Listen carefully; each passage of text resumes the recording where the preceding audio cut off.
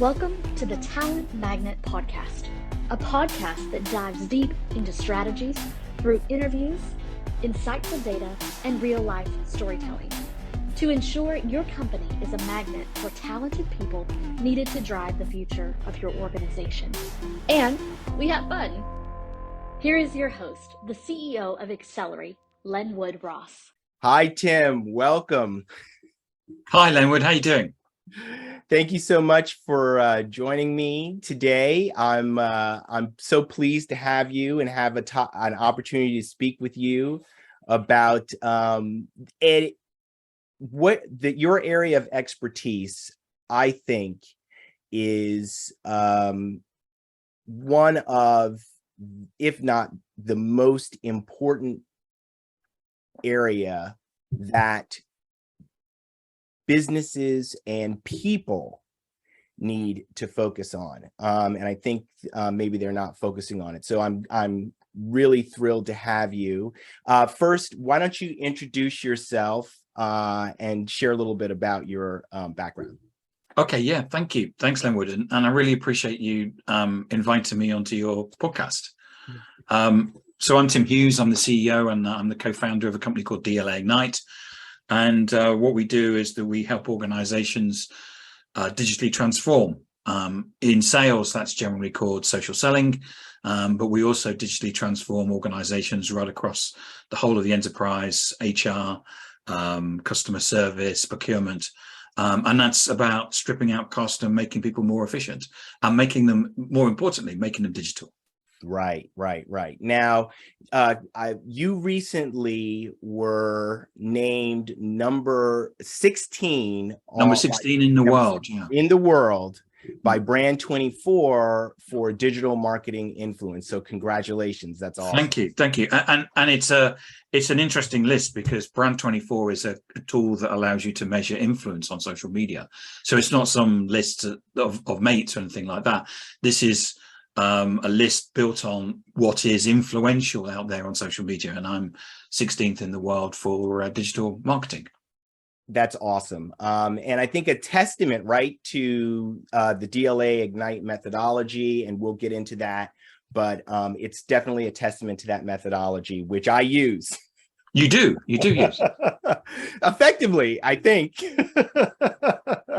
So anyway, so Tim, you have a new book coming out. Let's talk about that, and then we'll get. I do, and you've worn a yellow T-shirt as well. I need to get some T-shirts because it would make great T-shirts. I keep meaning to sort that out. So, but yes, so you have the first edition. Yeah, here it is. Yeah, and what I've got here is the second edition, which is currently on pre-sale and will be available. It will ship on the 3rd of November in the UK and the 29th of November in North America. Awesome. I can't wait to, well, actually, truthfully, I already have a copy. But anyway, I can't wait for other people to be able to get their copy. So, Tim, tell us a little bit about the difference between, well, actually, let's start with this. Yeah. What is social selling? Well, we have a definition, which we, like a bit like a dictionary definition. And so I have it written up on here because in case I forget it, which is it's using your presence and behavior on social media to build influence, make connections, grow relationships and trust, which lead to conversations and commercial interaction. Now, notice I didn't say anything. It's about spamming people on social media because it's not that. Spamming people on social media is spamming people on social media. Yeah. Social selling is, as I said, it's about using your presence and behavior to grow influence and have conversations, which then ultimately can lead to commercial interactions or sales. Yeah, that's awesome. So, when I think about what you've just said there and why it's so important, it's because really of the movement, right, from the physical world where we have connections and build relationships to a digital first world where Yeah. we need to build relationship. We need to make connections and build relationships for commercial purposes. And right now we move between the two. When we're feeding the dog or the cat, we're in the physical world. And then immediately the moment that we go online, we're in the digital world. Right. And gradually what's happening is that we're moving over to more and more to being in that digital world. And what we see is that social media is the conduit between what is the physical world or the analog world and the digital world. And there is the opportunity for people and business out there, a bit like the in the US when there was a move to basically go out west. You've got an opportunity to take a bit of land, put a flag in it, and say this is ours. Right. And do that in the digital world, and say we're going to be the people that are going to be known for digital selling in both the or whatever it is. And we've got that opportunity to stake out that ground in the digital world and be the leading influencer, or the digital leading influencer for that particular market or vertical. Yeah, that's so important. It's so important that I actually want to restate it. When you think about the digital world right now, for the most part, it is a green field. Yeah. Most organizations have not really embraced for a variety of reasons. It's not a blaming. They just haven't yet embraced staking out that ground. And they don't really yet see how that benefits them. But I think what we have you here because you're in fact a visionary in this area, really a pioneer for people. And it's interesting that you use that analogy of going out west. There's a terminology in terms of it's a digital twin. What's happening is that there is this the person that you are in the physical world, but there's also the person that you are in the digital world, and that impacts on your LinkedIn profile, for example. Right. That's about who you are, and it may be different or it may be the same as what you are in the physical world. But the fact of the matter is that we now know that everything's digital. COVID has accelerated that. Right. And social media is that conduit into that digital world. And a human-centric world of people and process, but in digital. Yeah, awesome. So can you explain digital influence and why that's so important today? Yeah, I think just stepping back, I think that digital influence has been underestimated.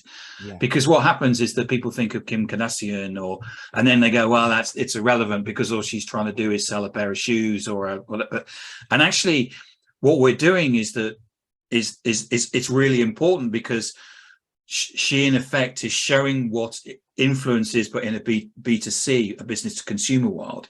Absolutely. If we take the business to business world, we're able to build that ourselves. So what we're able to do, if we think about, just pick a company. My background is selling accounting systems.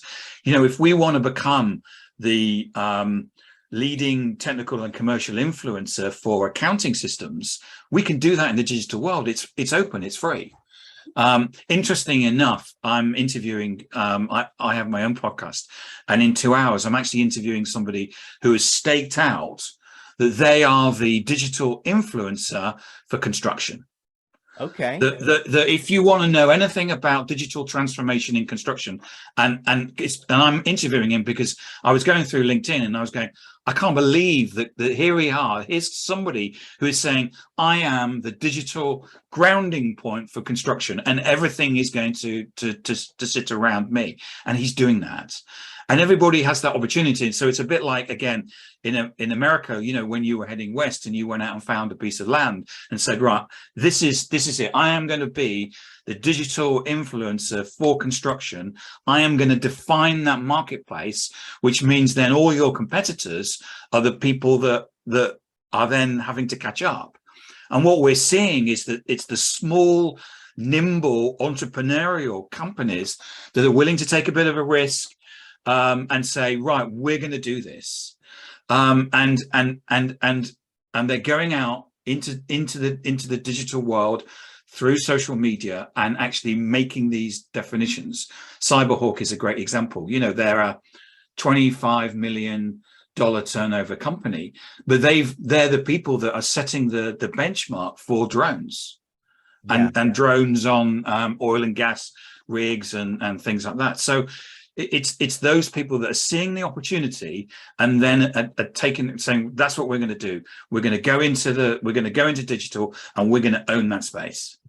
That's awesome. And I know a little bit about the Cyberhawk story. So share exactly what that has meant for Cyberhawk. Was sort of an early adopter.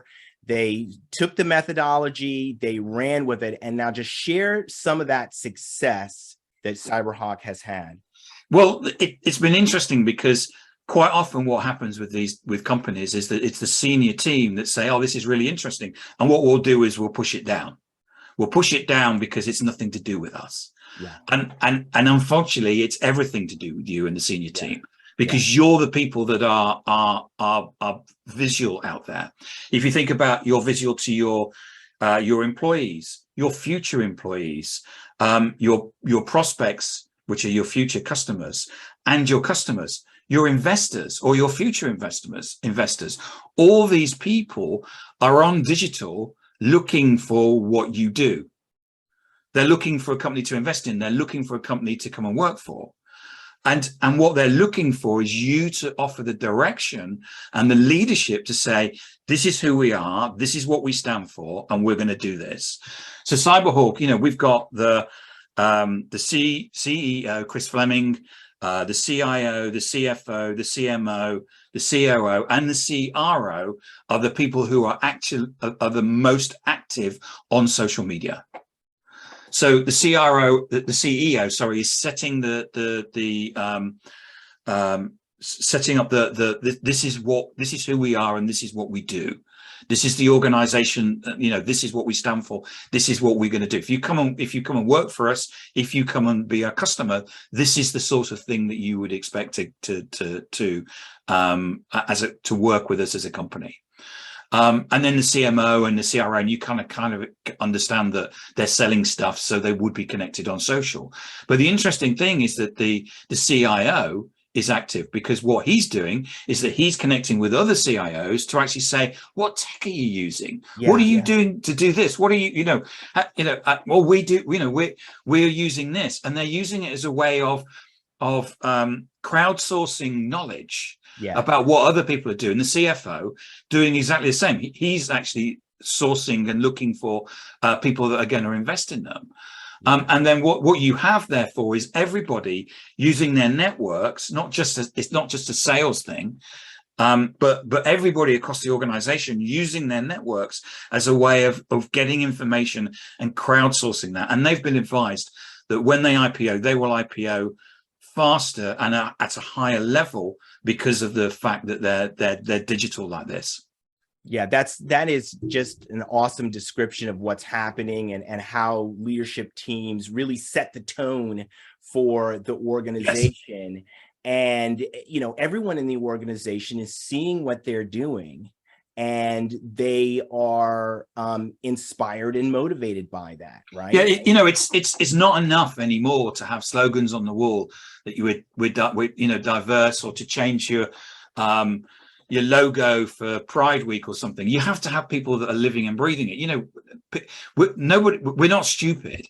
Yeah. And you know, if you've got people that are more IT savvy and more used to going online and checking these organizations out, and it's about, as you say, setting that tone, leading from the front. Now, most leadership teams will say, yeah, well, we do that already. Yes, but you don't tell anybody about it. And I don't mean going out and being, you know, what we don't want is actually people going out and being and talking in a way which is boastful. What we're looking for are people that are talking in an authentic way. You know, here I am, here I am and my family at the Pride event.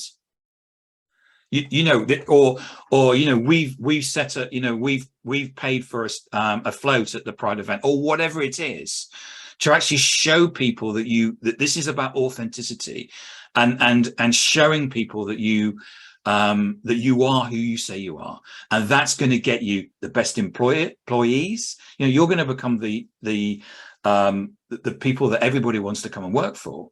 You're going to be the company that everyone wants to buy from. I mean, it's such a competitive advantage for you.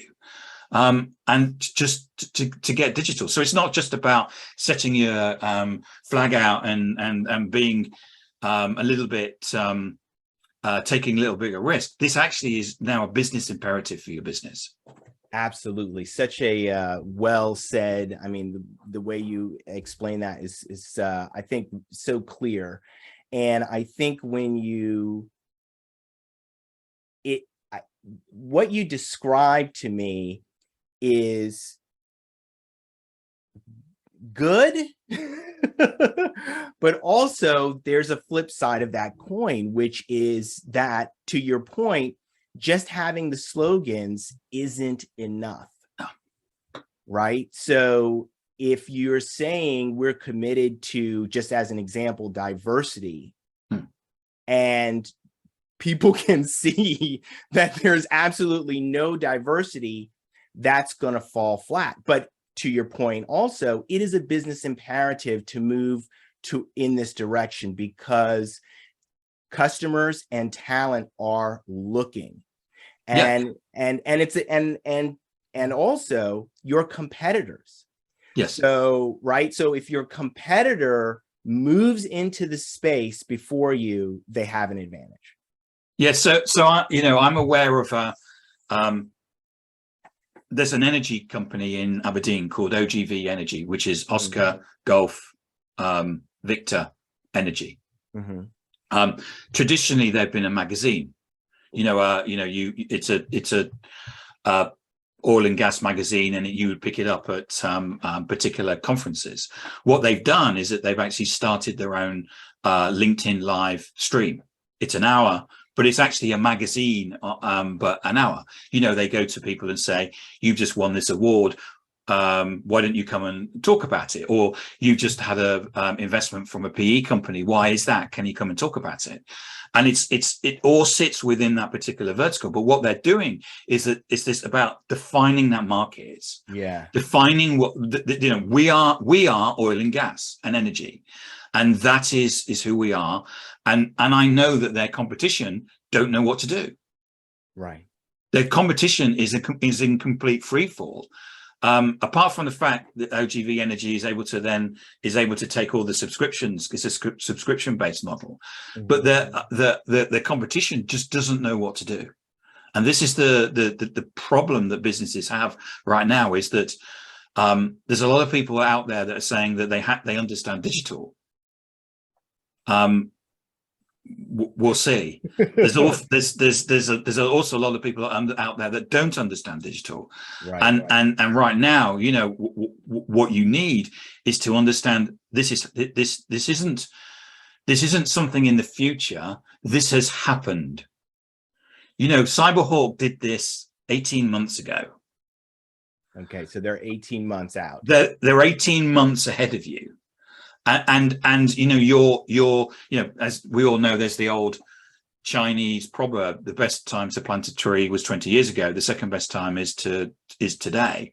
And companies are already getting that competitive advantage and moving ahead, and they're already seeing that opportunity, and it's already taking place. We saw the inflection point probably take place. I saw it take place in October 2020. Okay.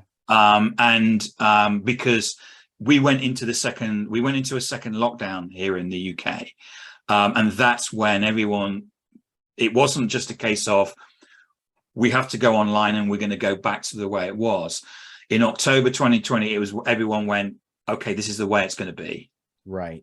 And while people kind of talked about the new normal, and there was a lot of that, you could see it happening in business.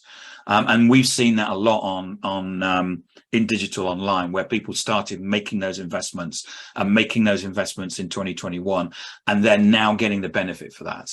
So they're actually going into they're going in, if we have a downturn or any recession, they're actually prepared for that. Right. Great point. So, Tim, what is the most common misconception that senior leadership teams have about social media? For me, I think it's the biggest misconception is that somehow or other, how do I put this? We see a lot of organizations say that the answer to this is finding a digital native and giving them saying, right, we want to be digital. You know what it's like to be digital, make us digital. And then nothing happens. Right. Now, I don't know why nothing happens. Maybe they're not given they're not empowered enough. But we also see a lot of people that I see a lot of people with the title of digital officer in organizations who are clearly not digital. And you can tell whether someone's digital or not because you can look at their LinkedIn profile. Right. And one of the issues with this is that it will probably take you 18 months to find out that you've actually gone down a blind alley. Right. And obviously you're now 18 months behind the market. You know, if to be investing in this, you've got to find people that know what they're talking about. Yeah. You've got to find people that have a track record in this, that have case studies. You know, the barrier to entry on LinkedIn is zero. Anybody can basically lose their job and say, I'm now a digital expert. Right. And I'm seeing a lot of people that are saying that they have expertise, and you can just see from their LinkedIn profile that they don't have that expertise. Yeah, and I think one of the challenges for senior leaders is that they don't know what to look for. They are confused about who to listen to because there are so many people out there who are saying, hey, I'm an expert, Yep. Or the typical thing to 20th century mindset is see what everyone else is doing and just do the same thing, even though that might not be correct. To going forward in the digital first world, it's all about thinking and behaving differently, innovating, finding the thing that people are not doing, and making sure that when you're talking to an expert like you, right, number 16, right, ranked in digital marketing influence by Brand24, based on your actual influence. Yeah.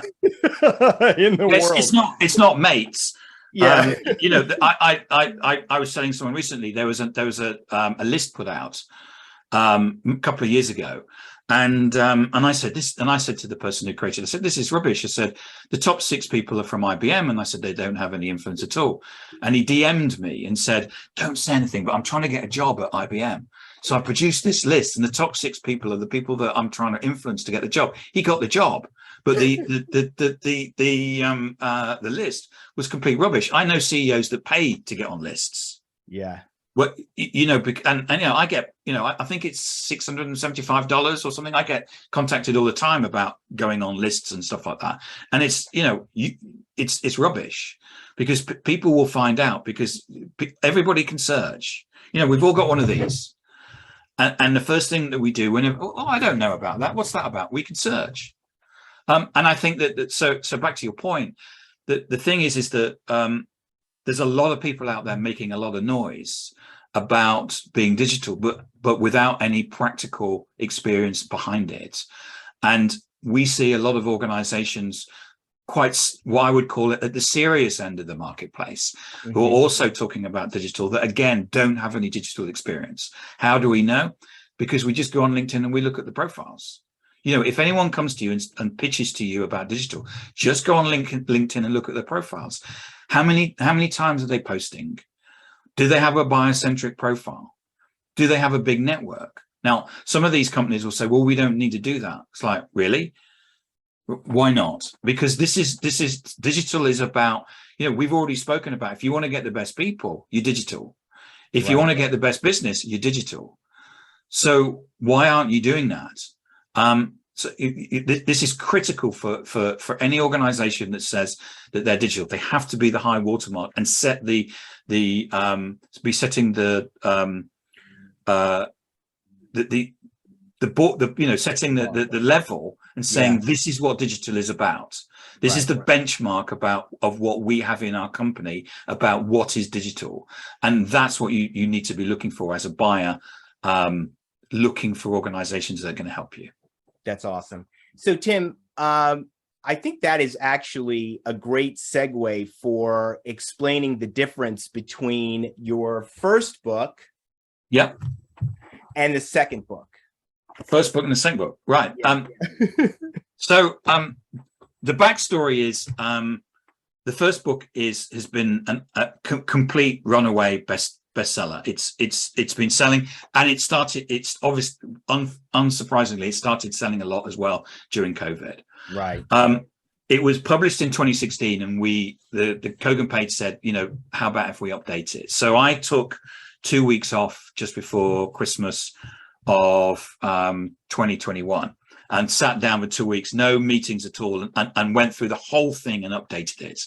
So I'm not saying it's a rewrite, but I've updated it to be ready for 2022. I also wrote another 30% of the book. What I did was I went out to 15 practitioners, so people that are already using social, to actually say, you're doing this already, tell us what you're doing, because I want case studies in the book. So we've got input there from Chris Fleming, the CEO from Cyberhawk. We've already talked about them. Telstra, RingCentral, Namos, which is a 100-person Oracle reseller in the UK. We've also got input from Daniel Guzman from Mercer, Anita Vasali from Ericsson, who runs a digital project there, Robert Thiel, who's a headhunter, and they've all written things based on certain requests I made. Also, we've had input from a lot of people from DLA Ignite, so Priscilla McKinney, Adam Gray, Eric Doyle, and that was about bringing again case studies into the book. For me, it was about bringing it alive. Right. The first version was kind of written in we hadn't even set the business up. Right. It's now been going for 6 years. So how can we take that expertise for the last 6 years and put it into the book? So the first book is about the first book is 187 pages. The second book is something over 300 pages. Right. So that gives you some idea of it's a lot bigger in terms of that. And we're just trying to cram as much as we can of the current thinking about digital into that. Yeah, awesome. Now, I just have a couple more questions that I wanted to ask, because I think they are questions that senior leaders have about whether they're calling it social selling or something else. And I think that you can shed some light on them. The first question is, how should senior leaders be thinking about measurement and the measurement of the effectiveness of a program? It's a really great question. From a sales perspective, for me, there's only really two measures.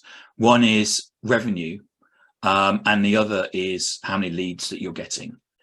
And you should be looking at the revenue, because in a way, the more revenue you create, the more that you're able to then reinvest that back into the business. Right.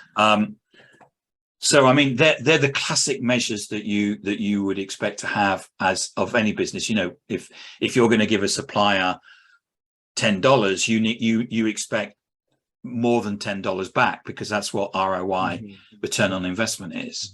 But you also be getting some other measures, which would be, visibility, old-fashioned visibility. How more visible are you? How are you being invited into opportunities earlier? So it's this is about presenting yourself at the top table. Now, There are big companies like Oracle and SAP that pretty much get invited in. But this is about other organizations saying, you're a cybersecurity company. We know nothing about cybersecurity. Can you come and help us? Right. And also about making sure that you're getting the best talent. We've talked about well, keeping the talent that you've got, making sure that they've motivated and they have they want to stay and want to work for an organization like yours, but also finding the best talent on the basis that now we can recruit talent from wherever it is. We can recruit the best talent. It doesn't have to be within 30 miles of a commuter distance of an office. We can go out and get the best people, and we can do that by being ever present on social. So, for example, Display Technology, who is a company, client of ours based in Cambridge, they've stopped needing to pay for recruitment consultants and for job ads because of the fact that because they're on social, people are going, that's the company I want to work for. Right. And it's the people that go, that's the company I want to work for, that are currently in jobs, which are the people that you want to come and work for you. But there's savings to be made in terms of, you think about, certainly within human resources, some of the biggest costs that we have are the cost of headhunters and recruitment ads, the cost of recruitment, and being able to save that. So we've got this balance between new revenues, but stripping out cost and inefficiency in other parts of the business. And it's about making sure that we've got the measurements in terms of saying, I can show this is hard dollars I'm making, but this is also hard dollars I'm saving as well. Yeah. And is it fair to say that the approach is a human-centric approach as opposed to one that is relying on automation entirely, where you might be getting a lot of people who you'd really like to talk to are getting excluded because there are just limitations to algorithmic matching and what it can do? Yeah, this is a completely human-centric view of digital. So this is not about, lots of organizations have gone out and changed their CRM or their ERP system or whatever on the basis that, if we change that, we're digital. No, you just change the IT system. Yeah. Digital comes from the people and has to be, and about your process. And it's about how you empower them and get them to do things differently. When I talk, for example, doing things differently, saying, here's an opportunity for you to not have to use headhunters and not have to use advertising to get jobs. You can actually get the best people without doing that. And that's what I mean by doing things differently. But you have to empower the people. You're not going to get an IT system or AI to do that. That's about empowering the people to do that. Yeah. And attracting that's the big difference, is you really start to attract people, the people that you'd want to, because the people who are digital and thinking in a digital way are looking for companies who are also doing that. Yes. Why would you want to go to a company that's operating a way that's backwards? So one more question I have, and that is, can you help us understand the difference between what your methodology, the social selling methodology, and employee advocacy? Okay. Most employee advocacy is really about taking current brochure material and pushing that out. And the reason why that fails is that nobody comes to social media to read brochures. If I want to learn about your company, then I will go to your website. Nobody reads brochures anymore, and we don't read them because we all know it's going to say, buy my product because it's great. Now, you're really excited about your brochures because you wrote them and it pays your mortgage, but none of us are. I had a company approach me saying, well, we need to sell more, and here's the links to the videos on YouTube. I'm not interested in your links to your, why am I going to spend my time watching your videos? I'm not. And so the problem that people have is that they think that what we're going to do is that we have all of these failing channels right now, which are the traditional channels of interruption, which are interruption marketing, which is advertising, cold calling, email. And what we have are those channels. And of course, if you interrupt me and pitch, I just ignore you, or I unsubscribe. I don't take cold calls. And I don't look at ads. So, you're not going to get hold of me by doing all those things.